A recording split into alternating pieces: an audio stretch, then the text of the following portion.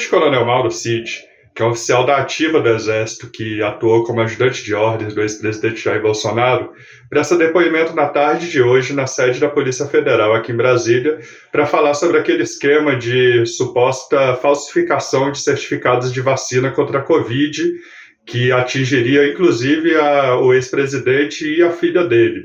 O Cid ele vai ser perguntado pelos agentes se foi ele que liderou esse esquema, porque 2 dias atrás o ex-presidente Bolsonaro prestou depoimento nesse mesmo inquérito e falou que não sabia de nada e que o Cid seria o responsável aí pela gestão do aplicativo Conect SUS dele. Então o Cid está sob pressão de admitir ou não admitir, e existe a expectativa se ele vai ou não entregar o ex-chefe, falar que foi iniciativa dele. Essa é a maior expectativa para o depoimento. Mas o Cid ele vai ter que falar também sobre outras coisas que foram encontradas no celular dele, que foi apreendido aí a pedido do STF.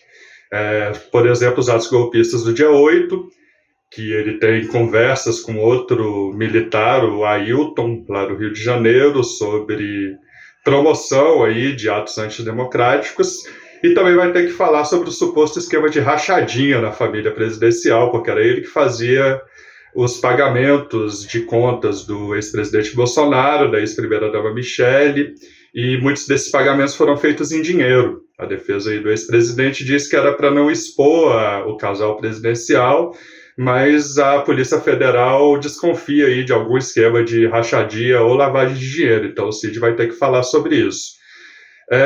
Como eu já disse, a grande expectativa é se ele vai ou não entregar o ex-chefe, se ele vai falar, não sabemos se ele vai ficar calado, mas o fato é que ele está preso e trocou de advogado aí ao longo das últimas semanas. O primeiro advogado dele era o Rodrigo Rocha, que é um advogado da família do Bolsonaro, e agora ele trocou por 2 advogados que são mais afeitos aí a delações premiadas, mas nada indica que ele vá fazer alguma delação.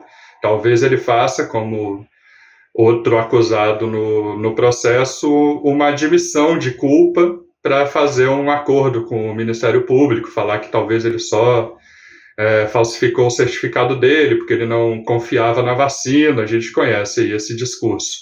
Mas só vamos saber mesmo aí ao longo do dia, né, no final da tarde.